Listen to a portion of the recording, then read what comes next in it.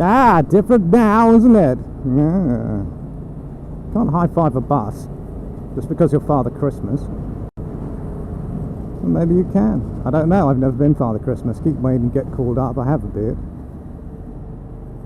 But then these days it's more likely I'll be called up to commit a terrorist atrocity. Not really, of course. I don't really support the stereotype that all bearded people are terrorists. I mean, I have come close to physically attacking the DVLA building, but they're just fucking gobshites. You know, there's a difference between murdering innocent people and attacking the DVLA. This does not constitute a plan, does it? It's not a plan. I'm not going equipped to the DVLA. Just chillax. You know what you've done. Just saying is all.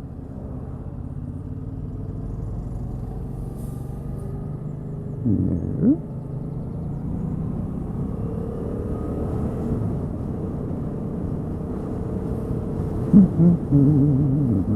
Oh yes. Sorry, I didn't mean to shout. Oh yes. There we go. I'm Lexington Stanway. You don't know I'm not. And this is my steed. The Tixie Licks Princess. I've had a cold for fucking weeks. I'm really getting on my tits. I could barely speak. Which is really annoying because the world needs to benefit from my wisdoms. As you know. And that's why you're here, ladies. As if there are any ladies on the internet. Now, during the time which has elapsed since my first opus, I put some miles on the bike. There we are on 1278. I had my first 600 mile service at about 900 miles. I think it was only about 20 something pounds. Mine wasn't, because I had a fucking nail in the tyre. I thought it was a bit odd. It was handling, you know, it felt a bit weird on the way there. And I wasn't sure, but I thought the tyre didn't look fully inflated. I wasn't sure. It was subtle. But by the time I'd got there, I really hoped you were turning into Bramray, that guy's cottage there. You're going to the fucking dump, aren't you? Shitbag. Yeah, by the time I'd got there, turning into the gaff, it felt, you know, odd. I asked him to check it out, and he said when they wheeled it in, the tyre was completely flat. So that was unfortunate that I got a nail through the tyre, especially since it's a brand new tyre, and it was right through the middle and right through the fat bit of the tread. I don't know how it happened. Yeah, I think I need to go this way. But very fortunate that I just happened to be in a place who could fix it for 40 quid.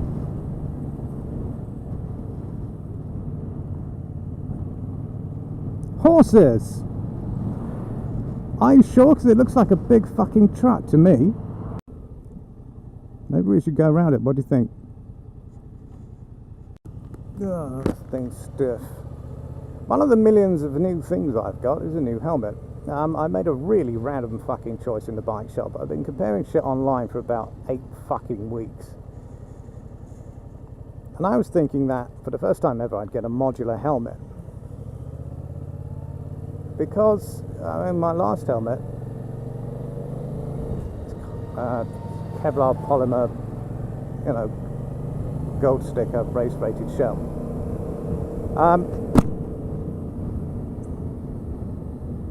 But then I used to have a fast bike and I used to go quite fast, and this has got a more of a different vibe. If you can have more of something different, of course you can. What am I talking about?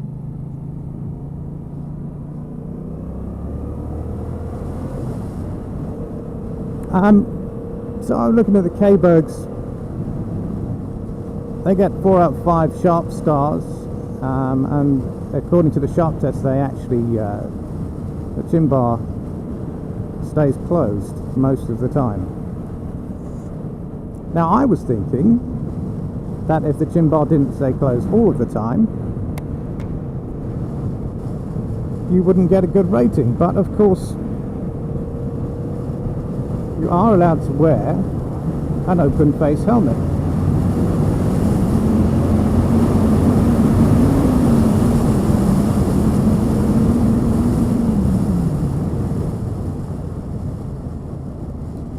So if you regard the modular systems as open face helmets, which happen to have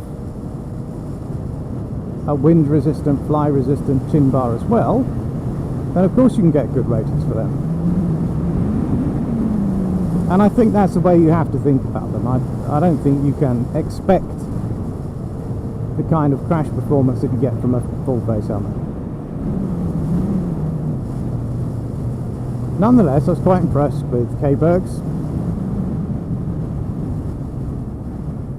and I was going to get one, but you know, you have to try a helmet on.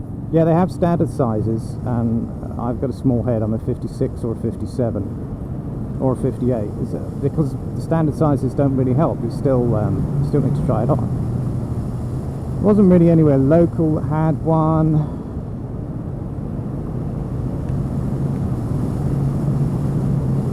I was looking at a Nolan, a plastic one, which I don't know, seemed quite decent. Already to buy it, didn't have my size, and I just randomly bought the helmet next to it, which is a Givi, which I hadn't reviewed, can't find a safety rating for, and isn't as good. And it costs more money.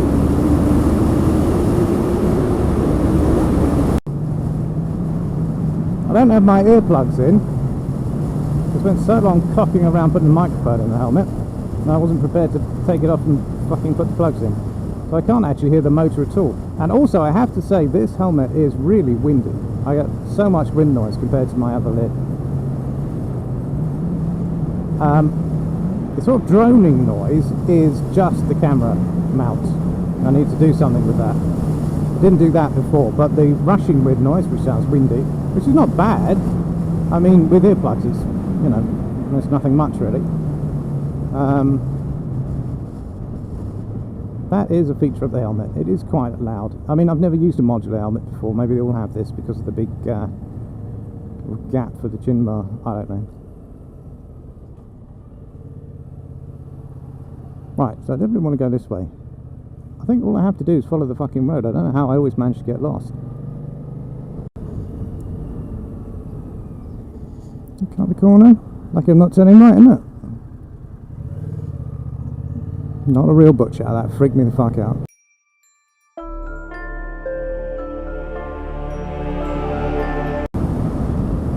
Now that's a fucking pothole.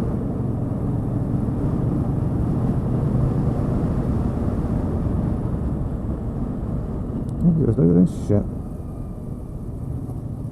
Where's all this crap come from? Let's see how far over I can get.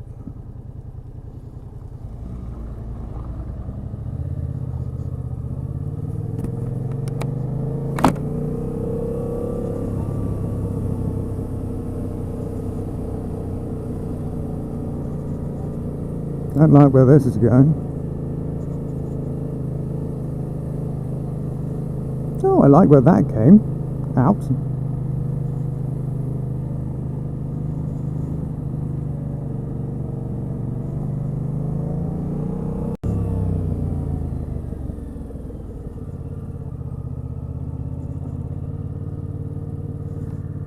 Nope, none of these are proper roads. And look at the crap on there, man. It's unbelievable. Oh yeah, the camera. Camera's the other thing I got. Again, spent ages comparing what I was going to get. I was going to buy a last gen camera. Not spend too much money. Pissed about looking at the Countour, because I really like the styling of it, so you can put it on the side. I really liked the attention to detail, the laser level, the fitting system.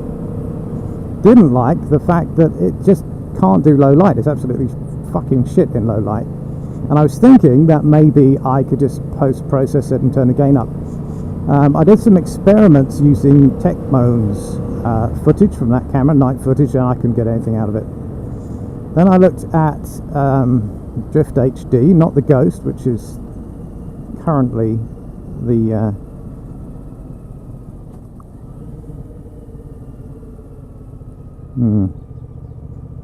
the current models are called Ghost, but just the Drift FG.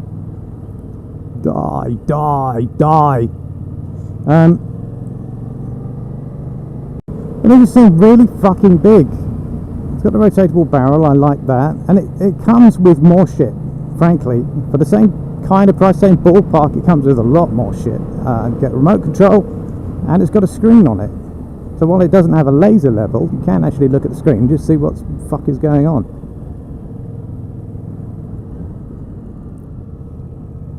I've got a feeling I'm just going to die to the first boy racer I see around here. This road would be fine if it weren't for all this fucking shite in it, and you know, being sort of generally broken.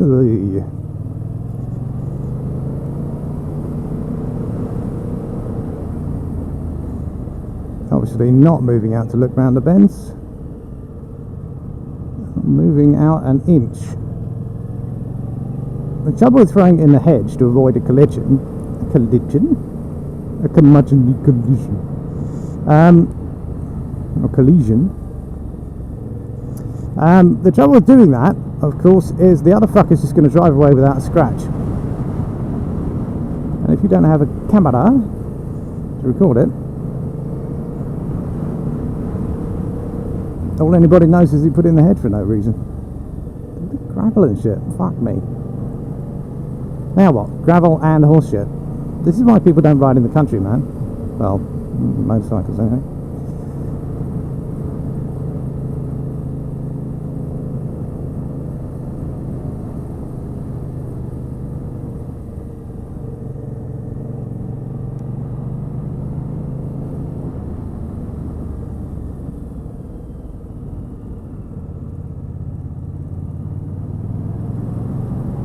Strange place to find some random texting girl. I do hope this turns out to lead to a road. I don't have to do this all again the way back.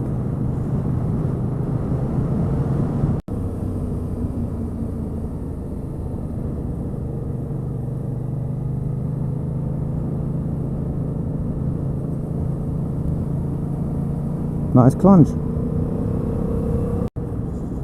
Right, this looks like it might be a road. Oh yeah, gears.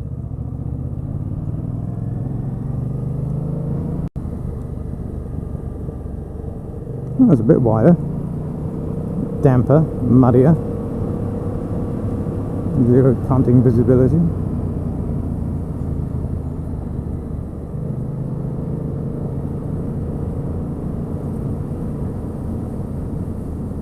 Bunnies everywhere, man.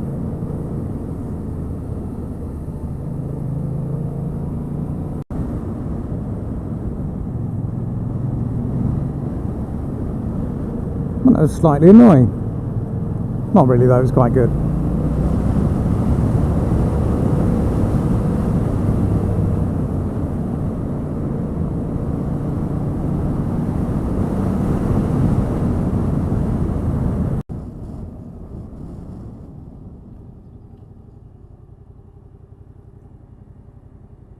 Forgotten to put the fucking bins out.